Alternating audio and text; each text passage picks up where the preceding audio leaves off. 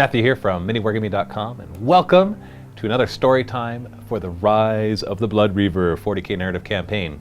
This is part 2. If you have not yet watched part 1 and the battle reports for part 1, I strongly suggest you go back and do that now.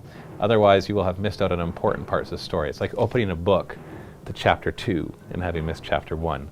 So lots of stuff happened there. On top of that, there will be spoilers in this story time, so you have been warned. So, where are we at? Well, first off, Gregorovitch's forces successfully claimed the southern mine, although at the expense of losing his librarian in the fight, a heavy loss for the expedition. The ethereal Althus was injured and subsequently captured by the Imperial forces. This is pretty big, as the Tau really revere their ethereals. Although he wanted to execute him, the Lord Inquisitor knew that the ethereal would be much more valuable alive in helping to quell the Tau forces. After thorough questioning of the Tau survivors, Gregorovitch found out that the Tau had attempted to start a new mining base only 300 kilometers, about 180 miles south of this mining base, as a very rich mineral deposit was detected. The base was operational at first, and they were starting to have some success, when all of a sudden it got hit by a huge, what the Tau called Croyle storm, which is one of the massive blizzards that were going through there, and they lost all communication with them. And that wasn't too long ago. Immediately Gregorovitch ordered a strong force of Grey Knights to set out to go and secure that mine. He couldn't send Imperial forces or Imperial Guard forces because if they get hit by one of those storms, the regular humans are just not going to have the constitution or the equipment to really survive it. Whereas the Grey Knights have both the augmented constitution and, of course, their power armor, Terminator armor, and their vehicles to help keep them alive. And so a large force of Grey Knights was mounted. He grabbed some from reinforcements as well, and he wanted to get there because he was worried that it wasn't just a cryostorm that made the mining operation go quiet, that possibly it's also from the demon threat. Maybe they'd started to unearth them already. Well, the polar region proved to be quite a challenge, even for the Grey Knights. While Gregorovitch and his forces were early in, they actually got hit by a cryostorm. They couldn't even see it coming. They couldn't predict it. It just all of a sudden came up and overwhelmed their forces. There was thankfully no casualties, but part of their forces actually got separated because they couldn't keep in communication with each other through the basically zero visibility, and all their equipment wasn't working very well in it as well. When the cryostorm finally abated, thankfully they were able to make contact with everybody, find out there was no casualties, only some minor injuries, nothing that they couldn't just shrug off and keep walking with the very strong Space Marine constitution. When the main force arrived at the new mining operation, they were surprised to find that the Tau were actually not destroyed, but in fact many were still alive. However, most of their communication equipment was destroyed, and they had chosen instead to try to scavenge for supplies before heading back out of the polar region. But before they could succeed in this, the Grey Knights struck, hoping to destroy them before another storm arrived, or worse yet, before they could accidentally unearth the Demon Prince. So that will be mission 2A.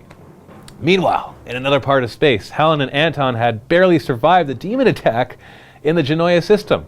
Mostly everybody was killed in the bar, including even one of the Grey Knights, when a banishment manifestation backfired and tore him to pieces. Everybody else made it out alive, although Anton received some minor wounds that would take some time to heal.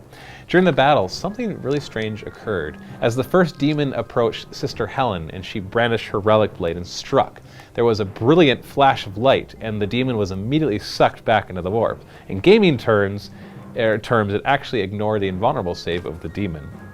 When asked about it after the battle, Helen claimed to have felt the blessing of the Saint Cecilia, the saint who had left the relic blade on Utgard to be protected by Helen's convent. So she felt that there was the power of Saint Cecilia, which of course would be a manifestation of the power of the Emperor, guiding her in her banishment of that demon.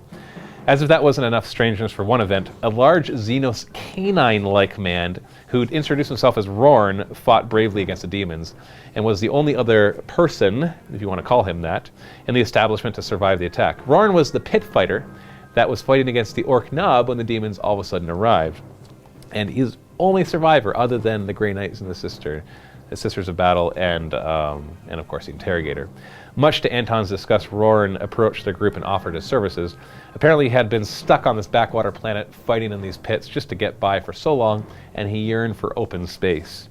When questioned about his species, as no one seemed to recognize exactly what he was, he merely grunted that it didn't matter. as long as he can wield his weapons and get off of this planet. Surprisingly, Interrogator Anton actually stifled his Imperial xenophobia, recognizing the usefulness of this large creature, especially the loss of a couple of his elite Grey Knights in the fight.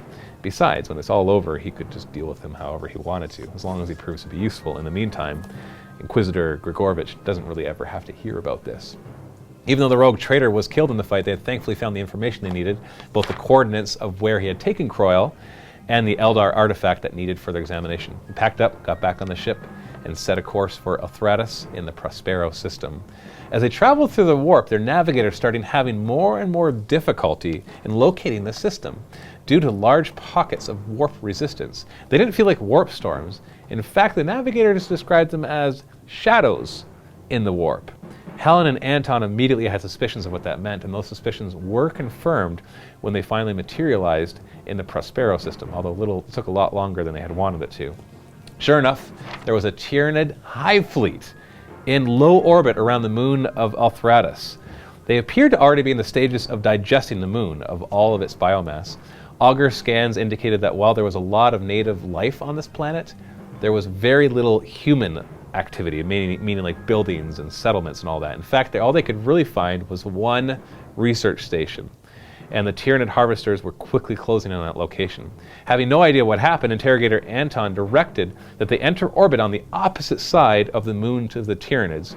He hoped that since they were in consumption and digestion phase, the Tyranids would mostly ignore this threat because they really weren't a big enough threat to take on this Tyranid hive fleet. Nor were they a lot of biomass to really attract them. Of course, if they stayed there, the Tyranids would eventually come and just devour them as well. And if they put up any resistance, of course, would die. So in order for them to be able to get in there and use their tech priest to get the information from the research station, find out what happened and get out in time, they would have to take a small force. They couldn't bring everybody.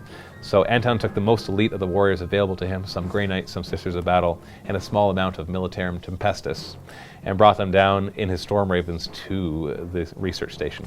The majority of the Tempestus were tasked to secure their retreat, as the rest would move to find the main data core and with their tech priests extract whatever information they could and get out of there.